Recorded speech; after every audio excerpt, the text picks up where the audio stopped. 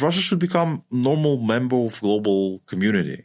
In the 21st century, we don't do things like Russia does. Mm-hmm. No one should do this, things like Russia does. The pressure should be put on Russia, and the deal is very simple. They can get trade, whatever there was, they can be integrated back into global community if first thing which they should do is to fix in their own constitution that their international obligations prevail over their national legislation. It's now vice versa. It's now vice versa, meaning that whatever paper Putin signs, if they decide that it's, doesn't match with our national interests, they just scrap it and throw it away and will not follow it and have no obligations because their national legislation is higher than their international obligations. It is ridiculous. It should be changed. If they change this, then again, guys, if you want to be part of the global community, it's the club where you have rules, we have memberships. If you don't follow the rules, you don't get a membership. The rule is simple.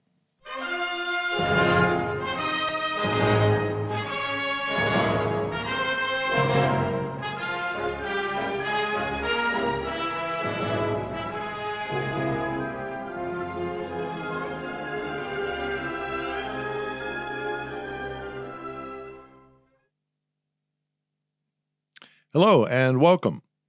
Our guest on this episode is Konstantin Bezotsky. He is formerly an executive in Russia's nuclear industry, and this allows us to talk about Moscow's arms capability and the threat therein. But it also allows us to discuss how the Kremlin uses atomic energy as a weapon to coerce and to control, to get nations reliant on their services and their technologies, and they do this both overtly and covertly. Following that role, he returned to his native Donetsk, where he became an advisor to the regional governor there during a particularly troublesome and difficult period of time, which many point to as the actual reason why the full-scale war was launched, controversially. So we talk about both of those topics in great detail, and we throw in a couple of other issues for good measure. Because as I've always said, the reason why we created this program, On the Edge, is to platform unique voices, and in particular, Ukrainian voices. If you find this informative and useful on a weekly basis, please do hit the share and the subscribe buttons. Let your friends and family know, because I firmly do believe that what we are trying to bring to you as an asset is a greater understanding of who the people are who are here in this country at this difficult time. And, perhaps you can give us some feedback as well. Are there topics you'd like to see us discuss? Or after watching this discussion that you're about to witness, maybe you have some thoughts on how Moscow is using its energy capabilities to skirt sanctions and to continue to profit when really they should be cut off from the resources that allow them to perpetrate this war. We encourage your feedback. So, Kostya Bezotsky, thank you very much for coming and joining us this week. We're going to be talking about a couple of very important topics, but first and foremost, I want to talk to you about Rosatom. For members of my audience who may not know, what is Rosatom? Well, thanks for having me, first of all. Rosatom, it's a very strange form of organization which exists in Russia. Mm-hmm. It is so-called state corporation. But namely Rosatom, according to the law, is a non-profit organization. So even though it's called corporation, it doesn't make money because according to the law, Rosatom is an organization that supports both civic and military parts of Russian nuclear complex. So all money that Rosatom makes in market, according to the law, goes on development of Russian nuclear arsenal. So any company that signs a deal with a subsidiary of huge state Russian corporation Rosatom actually signs a deal with Russian military nuclear forces and subsidizes them by giving them money. So for contemporary Russia, Rosatom is the very big and effective energy weapon, which they use after Gazprom and Rosneft, for obvious reasons, lost their position in global market. And Rosatom became the key and the only form of expansion of Russia in a modern world. Well, this is what I wanted to talk to you about so much because, of course, there has been a lot of discussion about Russia's fossil fuel global trade, and that has been curtailed because of the sanctions following the invasion in 2022. But Russia's nuclear energy, in particular programs which are used internationally by those who have had nuclear power plants built by the Russians because of how the rods are built, how the plants are built. They need continued assistance from Moscow. And so my question is, how much is Rosatom used by the Kremlin to exert power globally? 200 and even 200%. I mean, that's the goal, because Russians, they don't think in terms of money, corporate efficiency, and so on, profits, stocks, nothing to do about it. Russians think in terms of geopolitics, in terms of influence, and in terms of risks. So Rosatom is the key mean of expansion, because when you sign a contract, for instance, for nuclear buildup for a new nuclear power station, Rosatom signs a contract for 100 years ahead. So they, even though in the nuclear market, some parts are compatible and based on market, like, for instance, mining of uranium. Everyone can mine uranium and sell it on the market. It's a commodity. But the enrichment of uranium is a very strictly globally regulated business. Just few countries in the world can enrich uranium because of the nuclear weapons threat and non-proliferation concerns.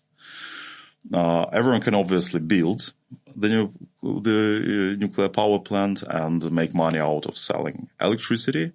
And few countries have actually expertise in decomposing and in the back end of the nuclear fuel cycle. Once where the rods have been used, is either recycled or buried somewhere under the ground, like for ages.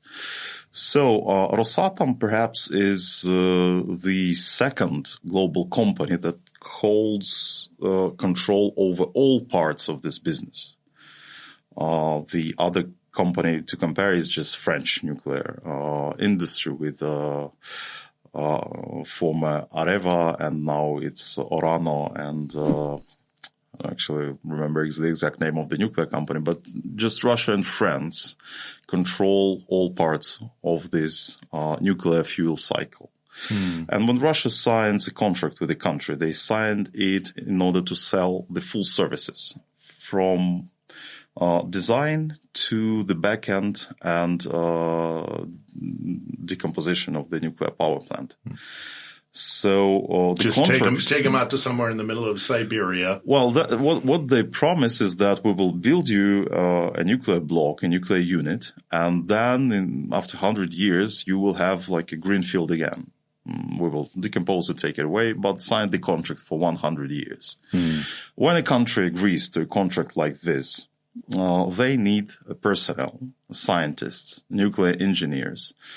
And, of course, someone should educate these people. And that's where Rosatom comes in, grabs this first cohort of future national nuclear scientists, bring them to Russia, educates them in universities, makes FSB and GRU intelligence agents out of them and sources and informers.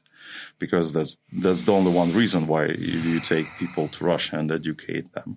Then you're sending them back to the country. And these people, even though they can start, for instance, career in nuclear power stations, but then they will end up somewhere in the government, obviously, or in nuclear regulator.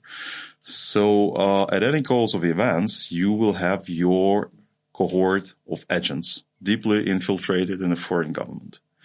So that's how it works. And you bind literally these people to Russia. You make them to buy services from you for next 100 years. And that's how you expand.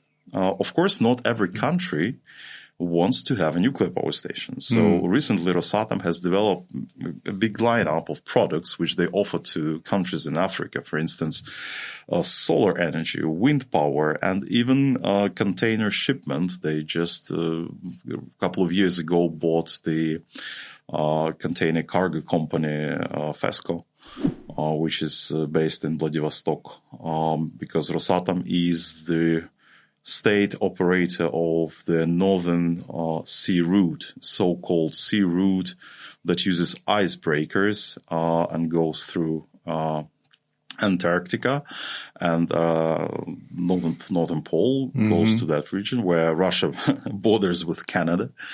And many Russians believe, for instance, that they can easily regulate and cut off, for instance, Suez Canal and get control over the Red Sea. And then with global warming, as the Arctic shelf recedes, of course, they're investing enough money into these nuclear-powered icebreakers to try and control one of the world's main trade routes, which would be what's called over the Northeast Passage. You mentioned Africa. You mentioned France. My question, I suppose, is how corrupting of an influence is Rosatom globally? And by that, an extension of Kremlin. You know, how corrupting of an influence is this globally? As people, what makes Russians different from many other countries, they're, in principle, pretty generous people. So they don't count money. And, the formula of Russian corruption is, why we should give this guy $1 million? Let's give them $10 million and make him and just bribe him till the end of his days. So that's the way they operate. And we, for instance, see this corruption in Europe when, for instance, in Hungary, now in 2025, Rosatom is actually building a new nuclear power plant at the shores of Danube River in European Union. We see that Rosatom is now building and actually finalizes nuclear power plant in Turkey and in Egypt and in Bangladesh. So all these contracts were received in a very shady way with no competition. And most of these new builds are actually sponsored by Russian state. For instance, in Hungary, Rosatom gave 10 billion of euros to a nuclear power station operator, a Hungarian company that costs, 3 times less than this amount of money. No other man would give them a loan. It's just impossible. You can't give so much money to people who don't cost, so much money. But they gave that huge amount of money to people really close to Viktor Orban, the Prime Minister of Hungary. And that's how this deal actually came to power. And if you read the latest news, for instance, the U.S. recently has lifted sanctions from 2 Russian state banks, Vneshekonombank and Vneshtorgbank, who are operators of this money. So the U.S. gave the green light to Orban's government to carry on with the new build. And then now they already start to build the actual building. They're bringing concrete on the side and send equipment through the Sea of Azov, through the Black Sea, passing through Ukraine, up the Danube River to Hungary. So, and that's what happens right now. It's everything about corruption. First, because there are no competitors. If you win a contract without a tender, without a fair competition, it is really hard to prove that there is no corruption. Yeah. Second, because, for instance, this nuclear power station in Egypt, Russians, they obviously overpaid for all these nuclear power stations for one obvious reason. They use it not just as a nuclear power stations. It's the base of presence. For instance, in Turkey, next to Akuyu nuclear power plant, they've just built a small seaport, and it belongs to Russia. Turkey doesn't have control over it, and that's how they got a small, seaport where you can bring ship in the Mediterranean and just, upload some cargo, load some cargo and move on. In Egypt, it's the same thing. I mean, they're building this Al-Daba nuclear power station with a small seaport, and some ships are coming and, bringing containers, taking containers out, because Russian, shadow fleet is not only about oil and gas. Russian shadow fleet is about influencing world trade and trafficking and making deals with world criminals and getting involved in many, many other things, because the ship, it's a perfect source of everything. It's the transportation, it's intelligence base, it's a weapon, if you just sank it or tear and the cable that goes under the water. As we heard happened in the Baltic, I believe. Exactly. It was in the Baltic Sea, was it not? Or was it the Finland? Yeah. So they dragged they took an anchor and just dragged it and broke a bunch of communication cables, if I remember correctly. Yeah, I mean, this sounds to me, as much as it is about energy and using energy as a weapon, which is what Moscow has done repeatedly, but also it seems to me like it's an exertion of a base of power and control. I mean, Russia's always wanted warm water ports. It's always something that they've pursued. But it sounds to me like you're saying that they're also using it to control and influence foreign governments. And, whether it's a vote in the UN or, some other, as you mentioned, illegal trade, it almost sounds like these are military bases. Oh, well, they are. I mean, of course.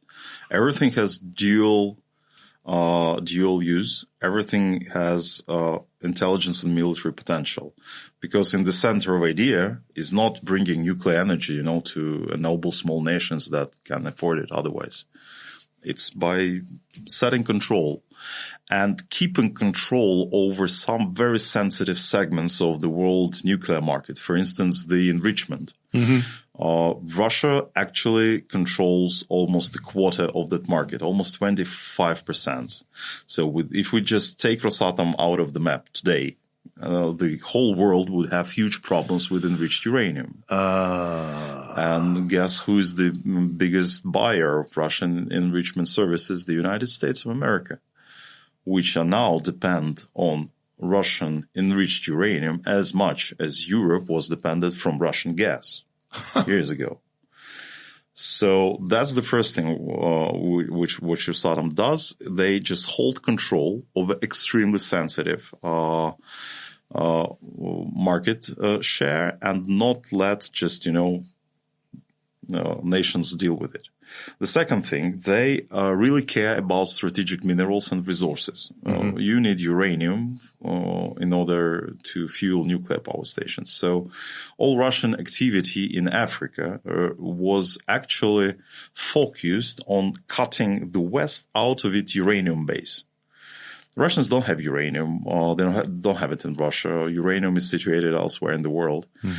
And the huge deposits are also in Africa, in countries like Niger, for instance, and Mali, where the French were just thrown out by Russian military proxies, and Russians just, took control over these deposits of uranium, literally cutting France, who has share of 75% of nuclear generations in their electricity production. So they just cut Europe out of its uranium base and keep control on it. They also control it through a market company, a global mining company called Uranium One, which has deposits everywhere in the world, including Canada. And well, there was famously there was the situation with Hillary Clinton, and it was used against her in that she had traded commodity shares in Uranium One. I believe that was the start of it, and that was used as a political weapon against her. Of course, because we see and we understand now that reaction of democratic administration to Russian invasion and annexation of Crimea in 2014 was so weak. And partially because of so many people were making business with Russians, and in uranium too. It was these years, the beginning of this, the year of 2010, 2012, 2014 was this period of collecting assets. Rosatom was collecting assets all over the world, buying uranium mines everywhere from Canada to Australia, and now they control almost global uranium market. They influence it. They have this stake there. And of course... Well, notably also in one of their former Soviet satellite states, Kazakhstan, where there are enormous uranium mines and deposits, we see Putin and the Kremlin and Moscow continuing to treat Kazakhstan as a colonized state, much as they used to look upon Ukraine. Is this also part of their sense of self as empire? Well, of course. I mean, they don't have this feeling of respecting neighboring nations. I mean, they just have a feeling that it all belongs to them. And the breakup of the Soviet Union, in Putin's words, was like the great catastrophe of the 20th century, which, for millions of people in the world, it's actually the greatest joy they have expected in their life, including me. I was a kid in 1991, but I remember this atmosphere, enormous joy and enormous expectations that the future will be bright. And that was just the best, perhaps, time of my life. I'm realizing now, if I had a chance, to go to this time machine and go back, it would be the end of the 1980s. With all the rock bands are still on stage, and the Cold War is over, and the Soviets lost. Little grace period when when Moscow was concerned with its own internal crisis. Yes, I never had a feeling, that the world would actually become one, the end of history and stuff like this. And the cold shower is actually where we are now, because it's not, it's anything but the end of history. And it's actually Russians, again, Russian history develops in cycles. It's the only one country that actually, whose history develops not from like point A to point B, and you can calculate the progress you are making. With Russia, it's different. They always collect resources, then they put the bid for global domination, get engaged into wars, they lose. They lost actually so many wars in the past, and get thrown back to the period of anarchy and decay and chaos, and then the whole cycle repeats itself. So only in the 20th century we've seen this breakup twice, with the Russian Revolution in the beginning of the 20th century and in 1991. And in both of these processes, we witnessed the same things. Russia actually was losing territories. After the Bolshevik Revolution, Russia lost their influence over Finland and Poland. And what happened next? They tried to take it back. And there was then the war with Finland in 1939, and then during the Second World War, where Russia and Nazi Germany were allies, because in 1939 they signed a deal for cooperation and decided to just divide Europe in spheres of influence. And in 1991, we actually witnessed the same thing. The Ukraine and Baltic countries and Central Asian countries became independent. And nothing happened. And, people in the West say that, breakup of Russia, it's such a horrible thing. We're so afraid that nuclear missile would be stolen by one, wild tribe and they will blackmail the entire world. Right. Well, it's nothing to fear about. We witnessed twice in the last 100 years that each breakup actually ends up with loss of territories and weakened Russia. Mm-hmm. And with weakened Russia, the world is a much better place with imperial Russia. Mm-hmm. And but people, the key mistake in the West is that after the breakup, the West always comes the first to help, offering money, technologies, and engaging, mm-hmm. And building like business again, sincerely believing that, making goods together will benefit everyone. It doesn't work with Russians because they take the money from you and spend it on war. Yeah, well, I remember living in Moscow in the 90s, and that's exactly. I mean, it expands. It has some sort of catastrophe. It contracts, and then eventually, when it gets its act back together, it starts to expand again. I mean, they say they liberated Poland in the Second World War, but if you talk to a Pole or a Czech, they didn't liberate those areas; they conquered them. Of course. And now, obviously, we're seeing it here in Ukraine. I want to talk a little bit more about your experience at Rosatom. But before we move away from the kind of global ramifications of it, obviously there's this partnership between Iran and Russia currently. Iran is providing Shahed drones, and we come under attack here in Kiev and around the country from them regularly.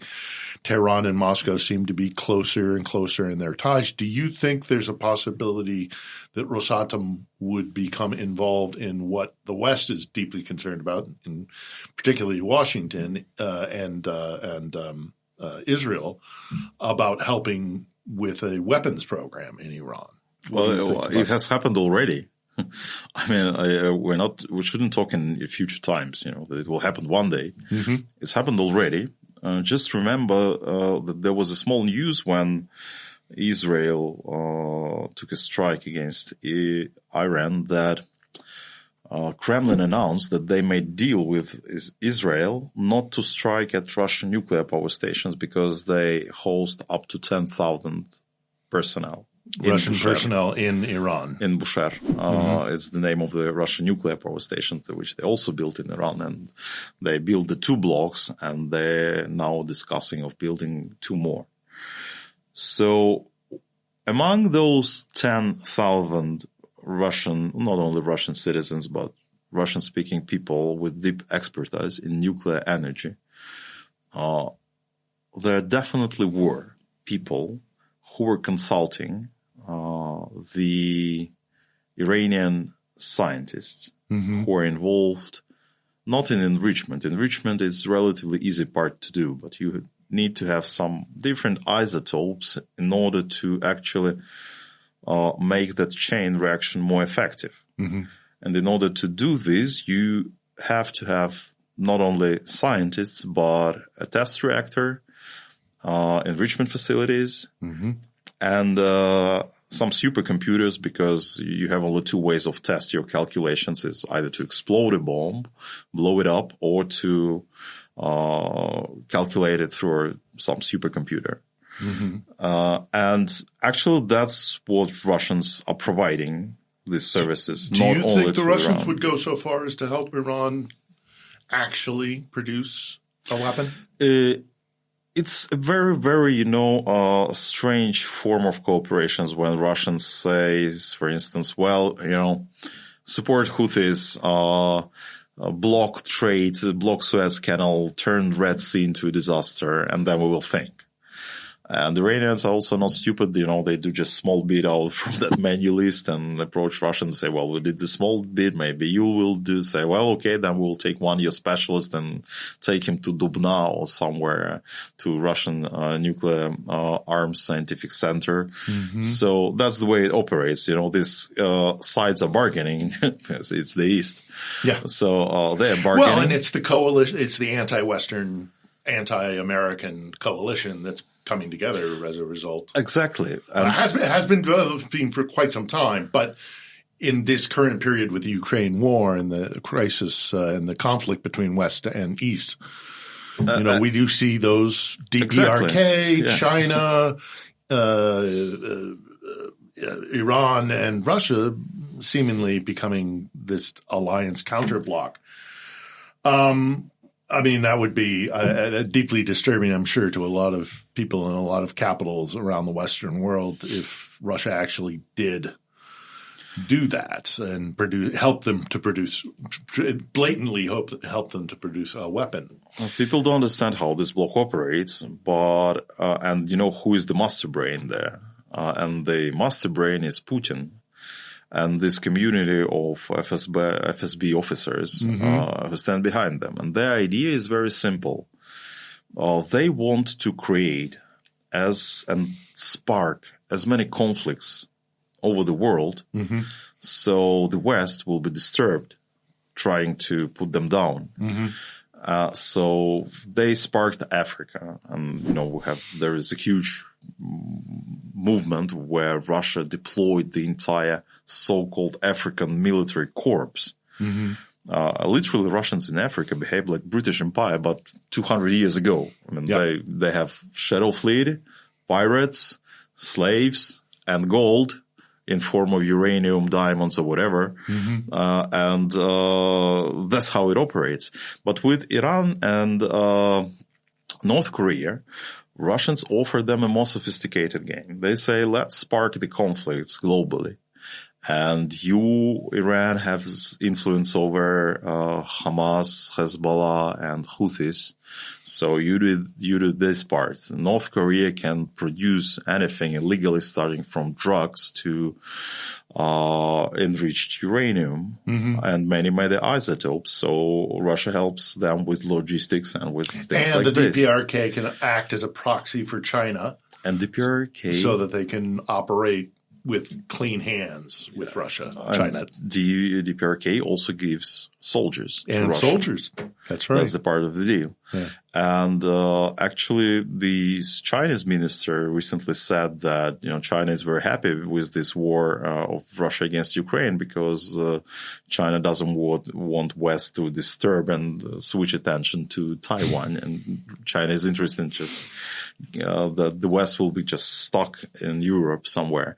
So that's the point. And that's what makes the situation different from the Soviet period, because with the Soviets, I'm so tired when people try so-called Russian studies experts and Russia experts, who believe that they, once defeated Soviets and the same tactics will work with Putin. These are incomparable things. The Soviets had big idea behind them. Communism, it's a big idea. People were dying for it. And having big idea is a good thing because you can appeal to it and say, why should we sacrifice, burn people in the world of revolution when blah, blah, blah, human rights. And the Soviets were ready to listen because there were some things that they believed in sincerely. Then in Soviet Union, there was a collective leadership where you had this Politburo bunch of old guys, but it was a kind of oligarchy where people had different voices, and you can play on their you can play on their interests. And but in Russia, there is only one man who takes decisions, just one, and it's Putin. No one else just doesn't have a word. Yeah. So without big idea and with an authoritarian leader, you cannot just tackle them and treat them the way you treat the Soviets, because it will not work. What worked with Soviets will not work with Russians. For instance, sanctions, as we see, they don't work much on Russians because people in the West believe that it's about money. But the key resource of Russia is not money, it's the people whom they can kill in enormous amounts and do whatever they want with them. These people don't rebel. They love their Tsar, and they're ready to die for him. Who needs money if you have slaves? I mean, all ancient empires were so successful, they didn't need money. Unless you have slaves, you don't need money. So that's how Russia operates. Yeah. And Rosatom, it's just, just the top of the spike. spike of this fear. And it is very much connected to Putin personally, because Rosatom once used to be a Soviet ministry. Yes. A state thing that belonged to everyone. And then Putin asked his man, Sergei Kiriyenko, who was former prime minister of Russia. I remember.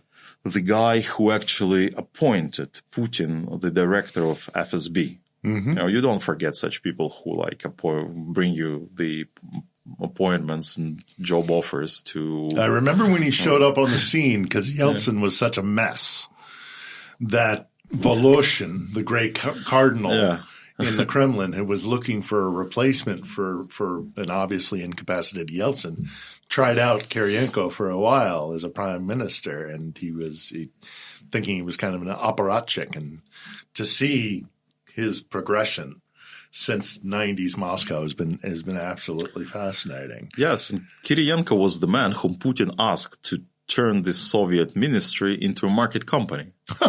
Yes. So that's what happened to Rosatom. It started to corporatize.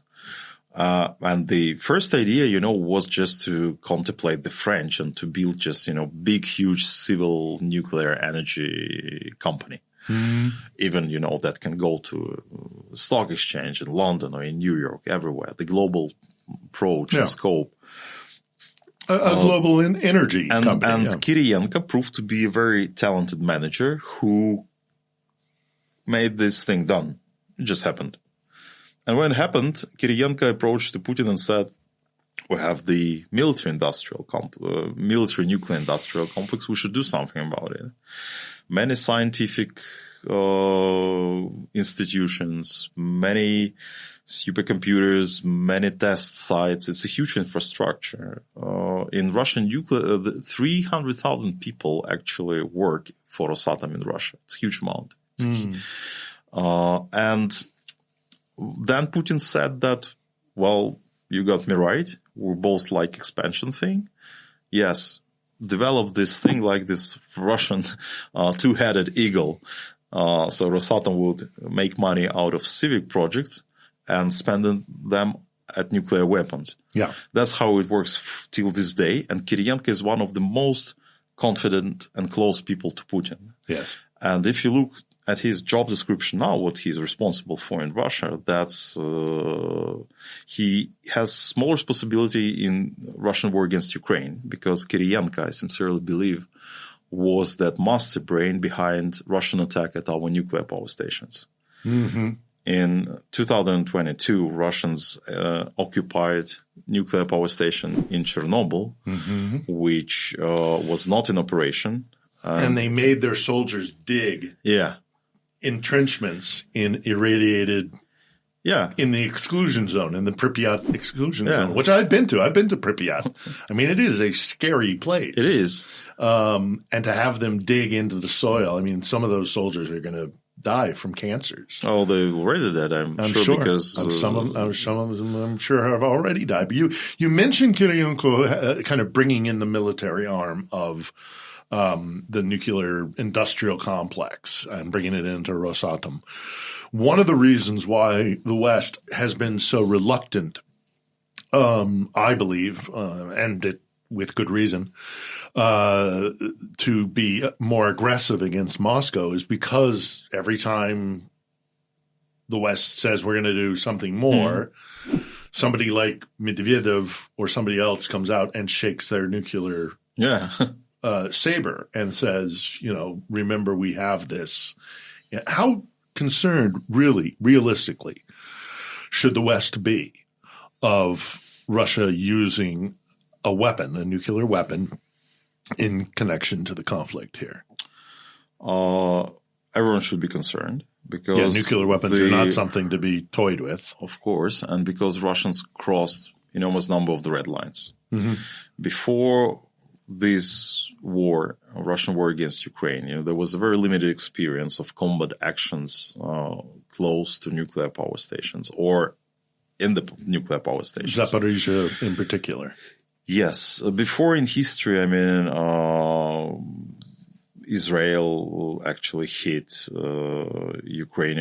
Iranian nuclear power stations at the beginning when they were just trying to build it up. The Bushehr, actually, it was this project. That project was started originally by Siemens and then was concluded by Rosatom. Then during Yugoslavian wars, there was a dangerous situation around nuclear power station Krško.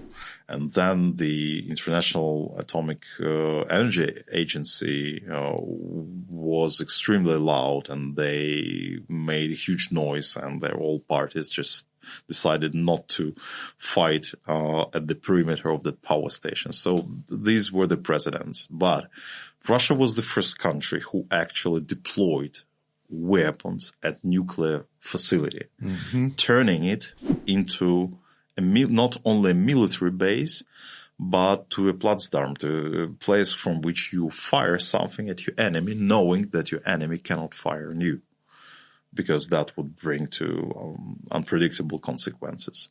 That's the horrible know-how which Russians know how to use and have experience of using. It means that all the nuclear facilities in the world are actually in a huge danger, because one day, the small green man would capture nuclear power stations anywhere, somewhere in Europe, somewhere. What will you do about it? Will you bring army in? What if these people will have drones and small missile launchers and would actually very effectively fight from this nuclear power station? What will happen next? That's the situation we're in Ukraine, because Russians have captured this nuclear power station in Zaporizhzhia with largest units. Nuclear power plant in Europe. Yes. Right. And they're shooting from it. Yeah.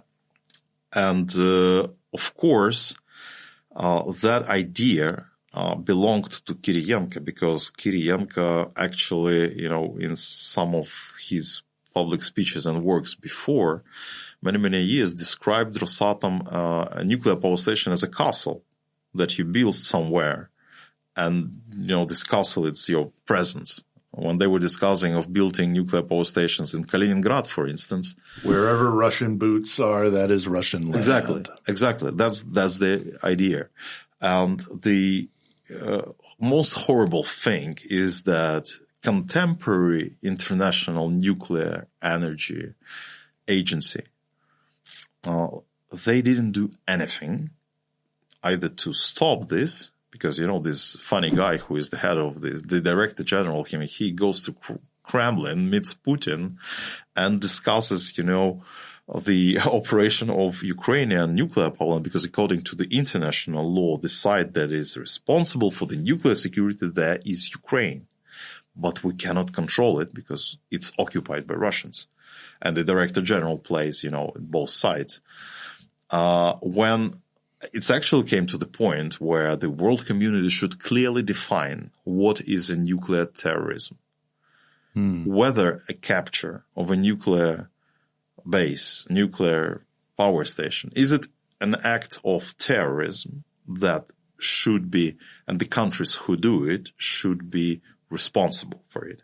Because, Russians are they're not responsible for taking Zaporizhzhia and turning it into a military base from which they shoot at Ukrainian peaceful cities just at the other bank of the river. Every time the missile launchers stand next to reactor, launch missiles, and then drive in the reactor building. They drive in and keep their missile launchers there.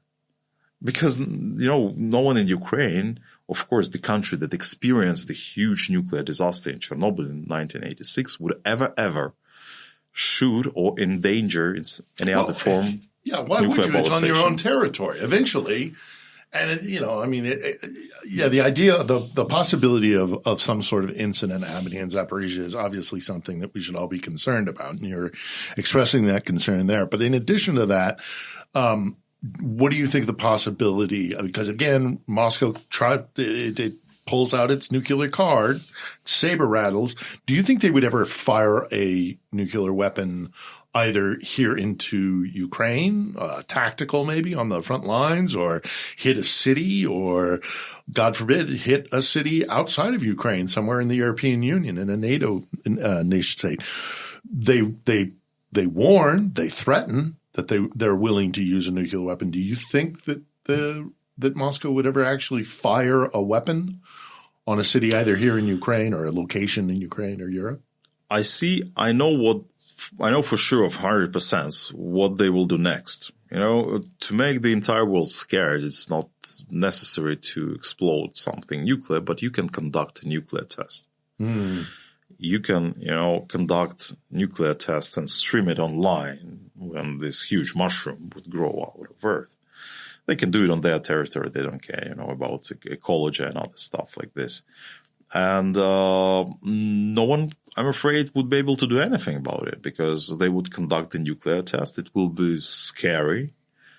Everyone would be scared and talk about disarmament and that, let's sacrifice that Ukraine, just kill all the people, that Russians just take it over, just in order this story to end up in some way. I mean, that's what Russians will do, because they have this consciousness of a maniac. It's not, you don't have to take your deadliest weapon and throw it in the first day. You keep it for the last day. Mm-hmm. Before this, you have like billions of options. It's not, and even, it won't be a land nuclear explosion, so a nuclear test. Let's say, what if it will be underwater nuclear test? For many years, people in Japan and Canada, they somehow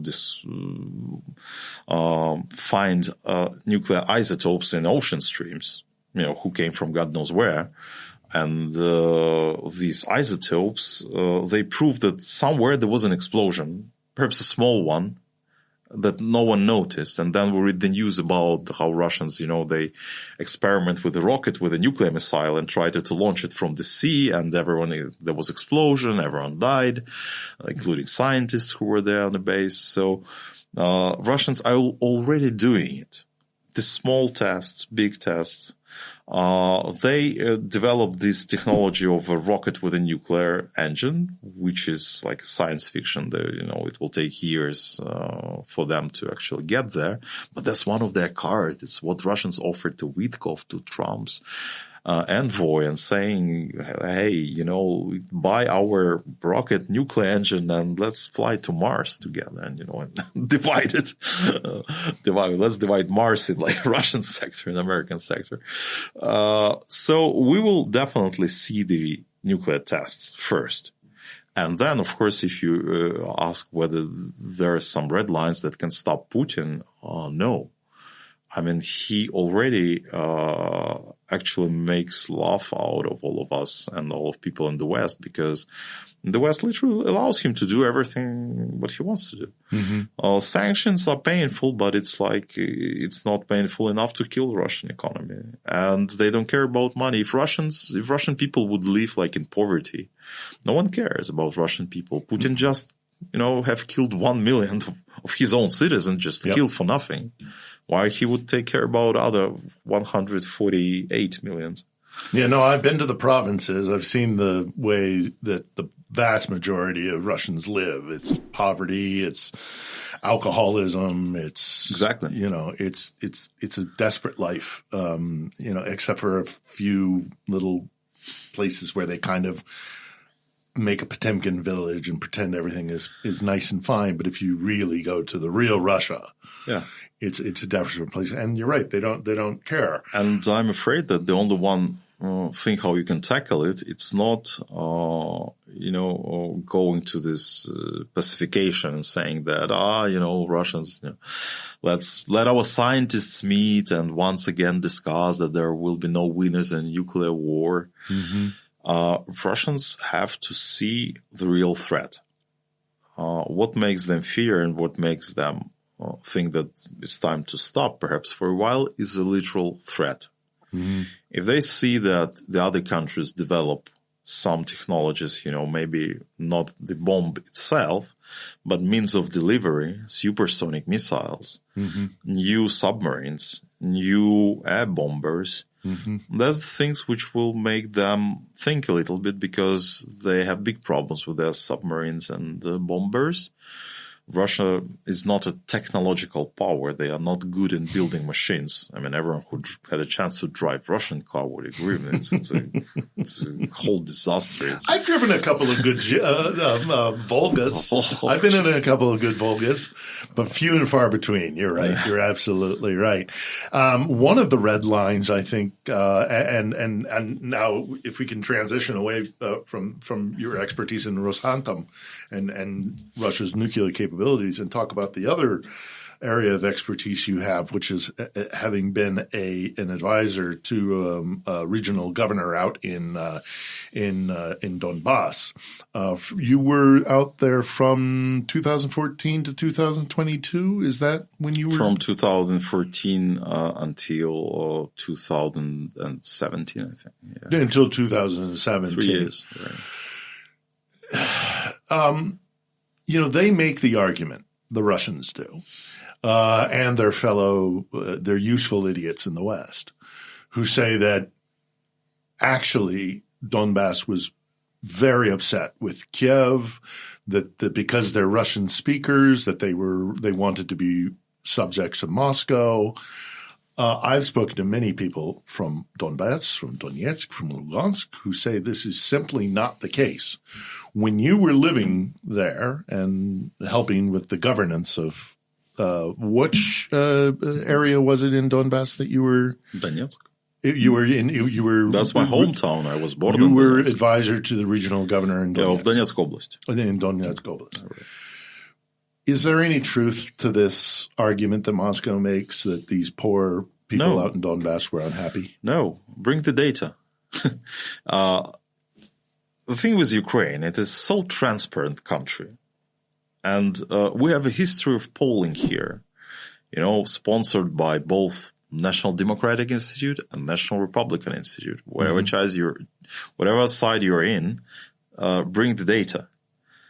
And if you analyze pollings of people in East Ukraine, like from 1991 till 2014, no one ever wanted to become part of Russia. The same thing was in Crimea. Let me just remind you that Crimeans voted for Ukrainian independence in 1991, and people in Donbass also voted for Ukrainian independence in 1991. And so let's stick to the data and not to these Russia Today stories about, I met the guy who met the guy. Let's stick to the data. Let's talk to the people who actually had to flee. Yes, I've spoken to many people who had to flee. Yes. We're talking about almost 5 million of Ukrainians who chosen to escape occupation, including myself. And I just don't understand why my voice is not heard in this discussion. You ask me. I used to be the Russian-speaking guy who graduated Moscow State University and spent 10 years in Moscow. I've been always identifying myself as Ukrainian, but in East Ukraine, yes, we were Russian-speaking. We were watching Russian movies, reading Russian books, but it didn't mean that we wanted to become a part of Russia. We liked the way we lived. I was proud to have Ukrainian citizenship. It's only one citizenship I have. I always had it. And, I would just, if I had a chance to meet Putin, of course, I would just kill him with my bare hands because I think that this man shouldn't live ever. But he's caused millions of deaths. I would like to have a conversation with him because he argues that he came to protect Russian-speaking people. I want to say him that I never asked him to come and protect myself from anyone. I didn't ask him to come to my hometown, where the graves of my grandparents are, and cutting me out of it. Because he's stolen my hometown, my memories, my best years of my childhood, because I cannot go to Donetsk now. Do you think that'll ever change? Do you think you'll ever be able to go back to Donetsk? Of course. Yes. Yes. we will get everything back. And it's not a question about, territories or something. It's the question whether you stick to this, international order, international rules and norms that say that you cannot just annex neighboring country, and get nothing out of it, just escape punishment. If we will let this happen once, everyone else in the world would do the same thing. Yes. And, and there is no point of telling that, US can do that, other countries can do it. So no. If one side does a bad thing, you shouldn't do it, the bad thing too. It's very straightforward. It's depending on your ethical code, what you will do. Because what Russians do, they pretend to mirror. They say that we're not doing something special, we do everything you did. You were genociding. You were taking slaves out of Africa. So now it's our time to genocide and take slaves out of Africa, as they missed, the party 200 years ago. I mean, that's the way they behave. But it's not the world where people of my generation want to live. We will still have to have some rules and punishment for the crimes. It's not like, blood vendetta. It's just asking laws to work and making them work. Because no one asked them in Ukraine to come and liberate us. Yeah, Ukrainians understand the rule of law. And Putin, I remember when he was rising to power, said we're going to have the dictatorship of law. Yeah. Which exemplifies the difference in which he sees the world. Well, I hope you do get to go back to Donetsk, and I hope I get to visit Donetsk because, and it's a very silly reason I know, but it's still something that's in my mind, is one of my favorite movies from the Soviet era was Belosonsi Pustini. Oh my God. I know. But I like it. I think it's a funny movie.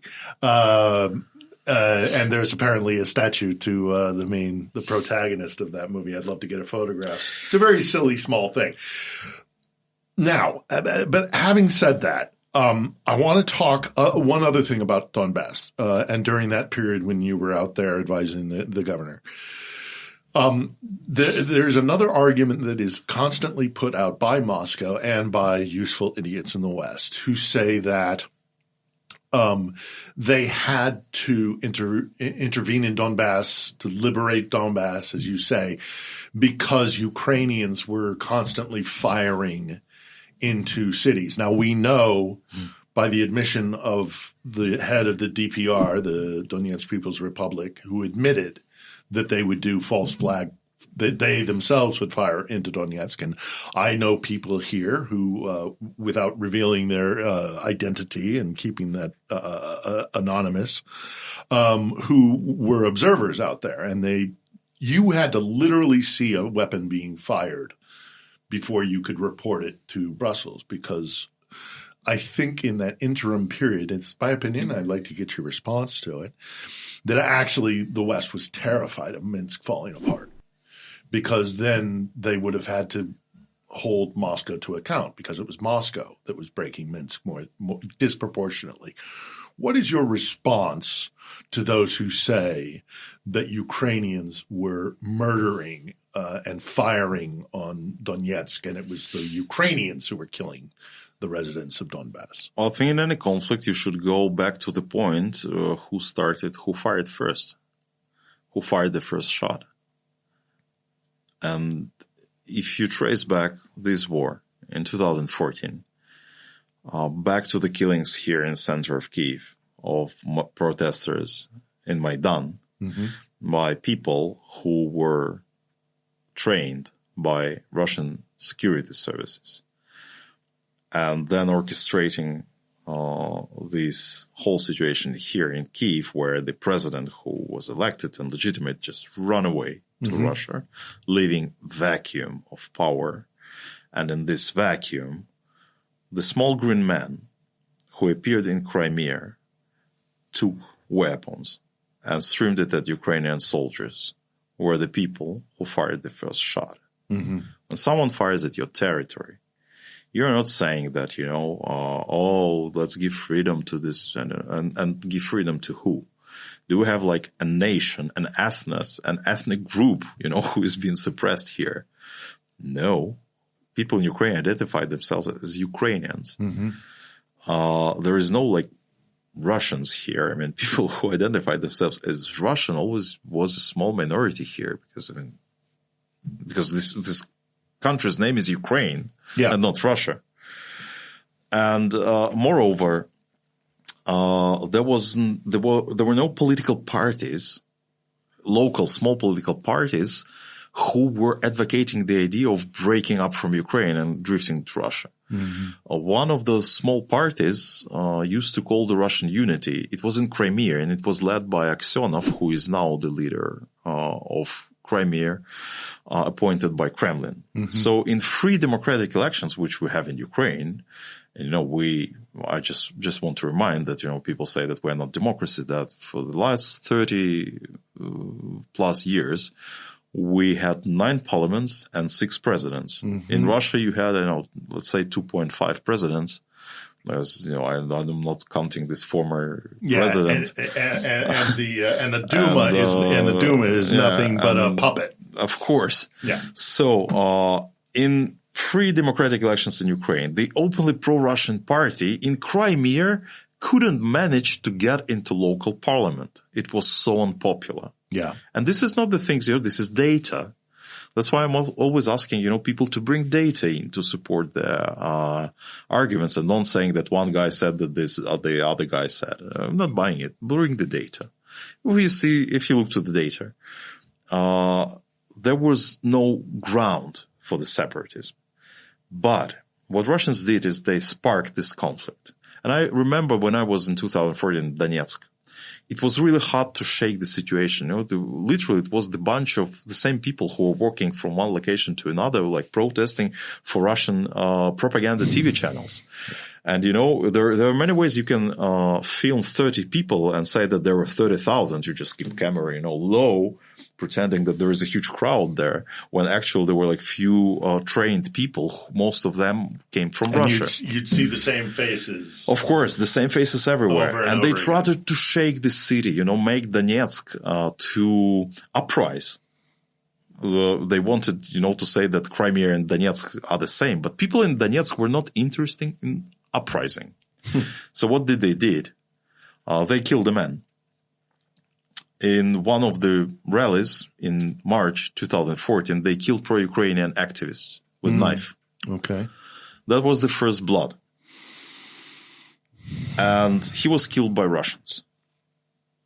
It's obvious that pro-Ukrainian activist was killed by trained Russian officer, who were plenty of them on the ground.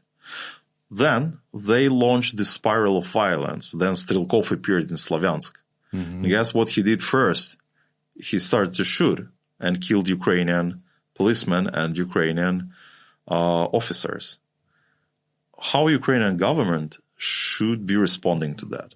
I'm just wondering, let's ask anyone in the world how your government would respond to a situation like this. Yeah. So Ukrainian government launched the so-called anti-terrorist operation, having no experience whatsoever in fighting in anti-terrorism and tackling Russian machine that already had war in Chechnya, that already had war in Georgia, and had no moral boundaries whatsoever, and were doing just whatever they were doing.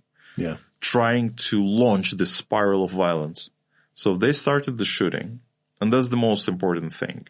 Yeah. Whatever Ukraine did afterwards, it's not important. It's not someone's business, because we were protecting our homeland, and we're protecting it now. Yeah.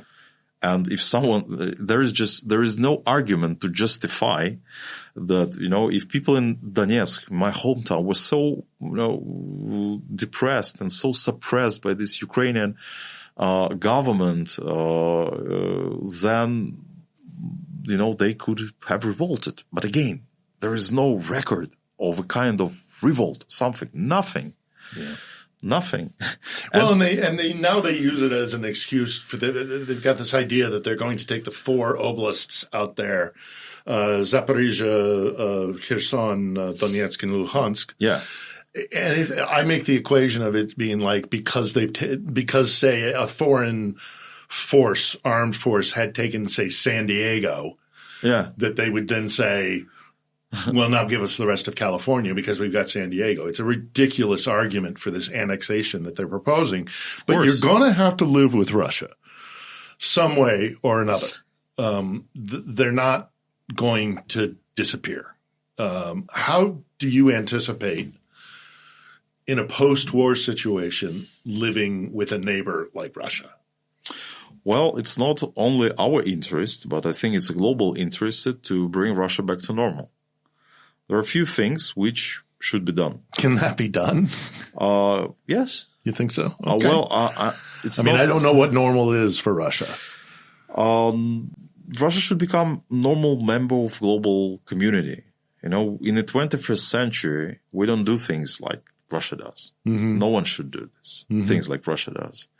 Why are we building artificial intelligence if one country just, kills 1 million of its own population and hundreds of thousands of people in neighboring country just for nothing? Just for nothing. Because they haven't achieved anything here. No.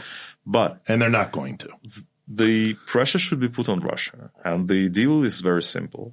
They can get trade, whatever there was, they can be integrated back into global community if first thing which they should do is to fix in their own constitution that their international obligations prevail over their national legislation. It's now vice versa.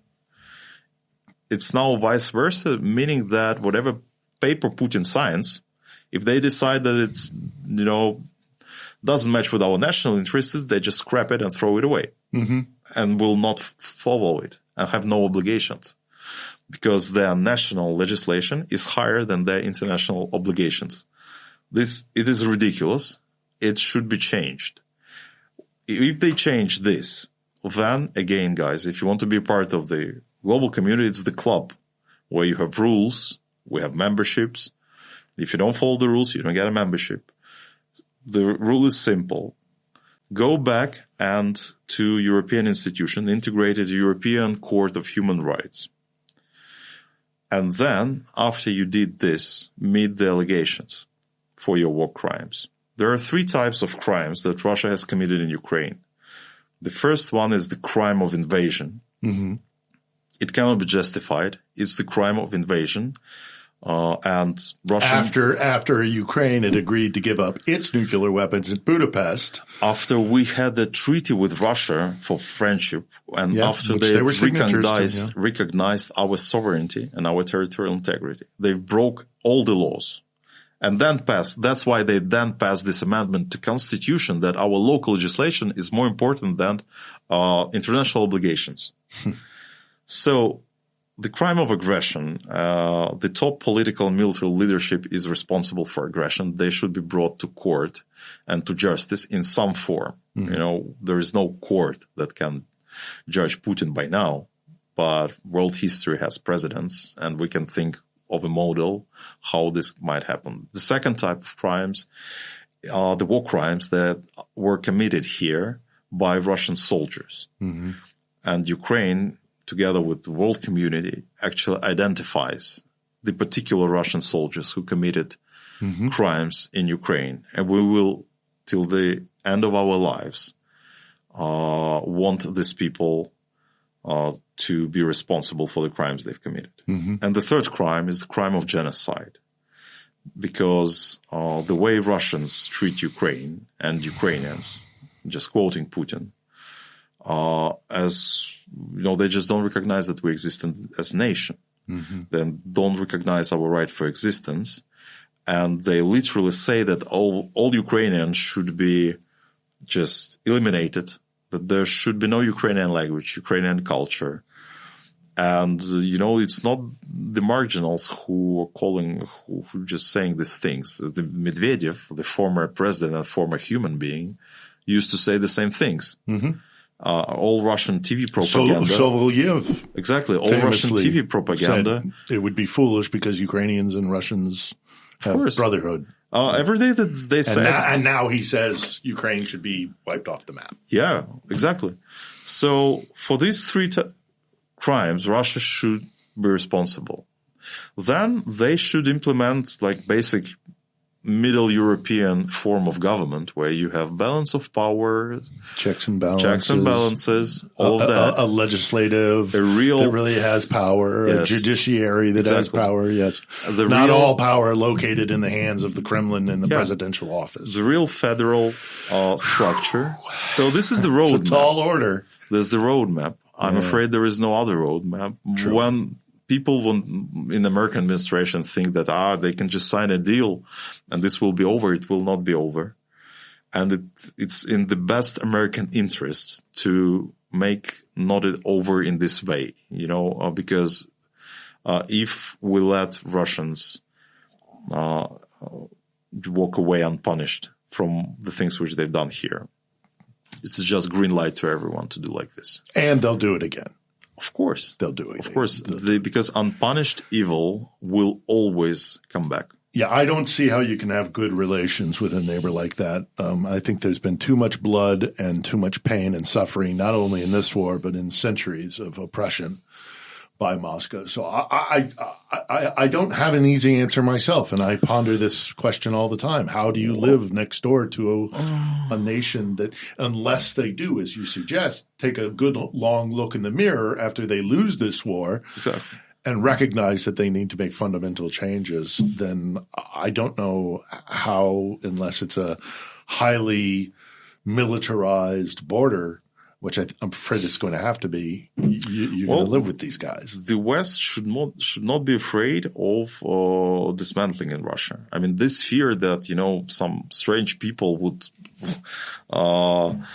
steal a nuclear warhead and launch it somewhere at London or Brussels. I mean, this will not happen. Forget about it. It didn't happen in 1991. It will not happen again. So the first thing which people should not be afraid is whatever political reasons will be in Russia, revolution, uprising, it's all for good. Let them dismantle in the way they want. Empires don't live forever. It's not because Putin actually, in recent years, he has literally either killed or arrested everyone in Russia in these small ethnical republics who had their voice and appealed to their small nations. As a result, 80% of Russians, including all set of different nationalities, identified themselves today as Russians. Mm-hmm. So there is no hope that there will be some national uprisings there. No, they will not happen. But every time such centralized empire gets weaker, the separatist tendencies rise. Sure. Because it's good to make business with Moscow when it's full of money. But when you're, an oil-producing province like Chechnya used to be, for instance, and that in theory you can be more or less independent, you can even neighbor with like some other country, maybe then the separatist processes would appear, and the world should just let Russians dismantle. There was a huge mistake in 1991, that everyone was helping Russia so much to overcome because everyone was hoping that Russians sincerely wanted democracy. That wasn't the case, and Russians didn't choose the path of democracy, and they didn't become a regular European country with checks and balances, rule of law, and things like this. They've chosen to switch back to empire. So we understand it. We also understand that in such oppressive country, people literally can do little, and this is the huge gap that lies between us and them. Yes, because in Ukraine, it's all about dignity. That we just don't let our governments to cross the red lines with people, that we want respect here for just regular men. We want human rights to exist, not to be just a piece of paper. And people actually used to die here in Ukraine for this. because that's why people still are dying. A revolution is called revolution of dignity. Absolutely. And they're out in the East. Yes. They're fighting against Russia for this very reason. And why we've seen recent protests here. This is not a perfect democracy. There's work to be done. There's anti-corruption efforts that need to be done. There's a lot of the influence of Russia needs to be purged. Well, name me a perfect democracy. Exactly right. This is as an American whose own democracy is going through even after centuries of it's not a perfect system, but it's clear from Ukrainian history that we stand for democracy. And even in terms of corruption, Ukraine is so open about its corruption. I think we just so openly talk about it. But literally the story of Ukraine for the last years is the story of progress. We've been progressing. For everyone who spends time here, it's obvious that, for instance, Kyiv 10 years ago and now, there's just completely different places. Yeah, absolutely. Completely different places. With business environment, with local businesses, with the language people speak here, everything is different. And this is the ongoing story. We are in progress. From A to B, from something good to something better. That's what people know here, and acknowledging the huge priceless price people pay here for their choices. Well, that democracy is never going to get to a better place until the influence and the aggression from Russia is stopped and reversed. With Russians, it's a different story. They're not about dignity. I mean, they're not buying it. I mean, the Russian basic social contract is that just, we live our life, you live your life, just don't interfere, leave us alone. And of course, if you ask, these imprisoned Russian prisoners of war, I mean, do they know anything about Ukraine? They say, no, we're not interested in politics.